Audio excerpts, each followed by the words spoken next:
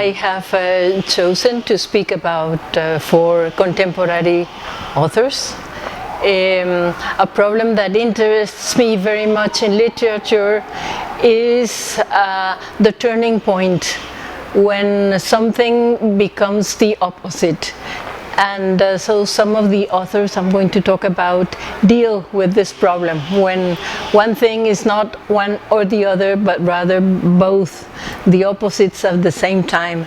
So the first one I have chosen is Portuguese writer, novelist and poet José Saramago, who has died a few years ago. And the book of his that I love most is the Gospel according to Jesus Christ. And the dilemma his main character has there, which is Jesus Christ, is between good and evil. Because the author, what he does there is show the big confusion between the two.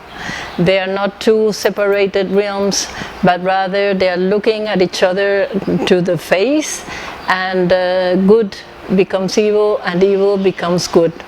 So this man who is told that he is God has a deep trouble knowing where good starts and where evil takes over, because he's always finding out that they are pretty much the same thing, and that God, supposedly his father or whoever has sent him with a mission to earth, is a mixture of good and evil. My next author would be Romanian from Romania.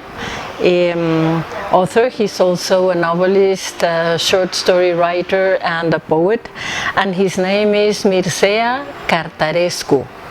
And what I have chosen from him is a very short novel, or rather a long story, that is called The Roulette Player. And here also you find the same dilemma, two opposites that touch each other, and each one of them turn into the other. And here it is the problem of life and death. Where is the corner that life meets death? And in this story about a man who earns his life playing roulette, putting a gun with some bullets on his forehead and pushing the trigger to see when a bullet will come out, and having people, the public, betting on whether he's going to live or whether he's going to die. And in a similar way of Saramago in the Gospel according to Jesus Christ, Cartarescu in The Roulette Player, what he does is like taking the reader very far down the way in where life and death become mingled up, become confused, and you don't know where one ends and where the other begins. Next, I would like to mention a French writer, Patrick Mondiano. And the reason I chose him is I believe there are some books that manage to say everything that can be said about a certain topic. I mean, they are so strong that you feel they're going very, very far down that road, telling you what the topic is about. And Patrick Mondiano, I have chose one novel from him, which the name is Pedigree, and in a way it's the story of his life. And that subject which he manages to go so deeply into is solitude.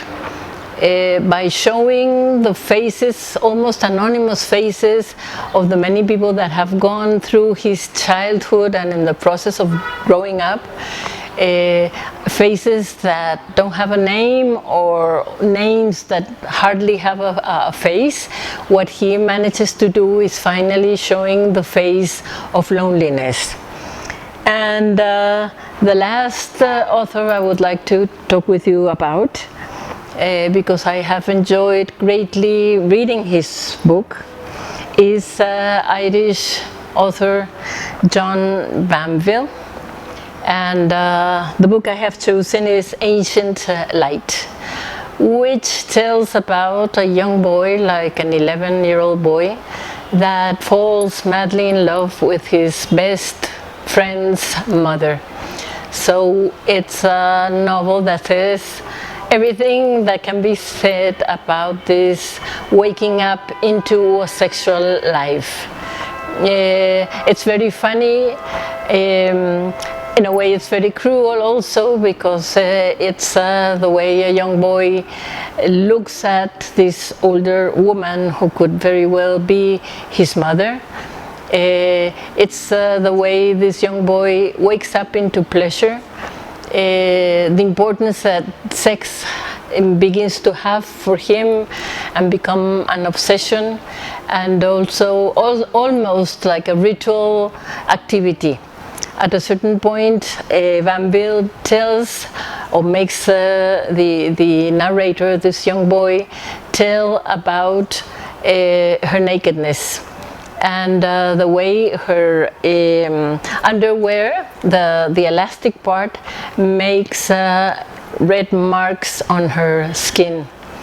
And for the boy, this is like very intriguing and also very exciting, because it is like a small sign or symbol of pain, and it being coming from a Christian origin, it makes him think of the relationship between pain and religious, and makes of these sex encounters with this older woman pretty much of a ritual, and as he says himself, a ritual that has a slight touch of a religious feeling, which sexually makes it even more exciting for him. So this would be the 4 authors I would like to tell you about today.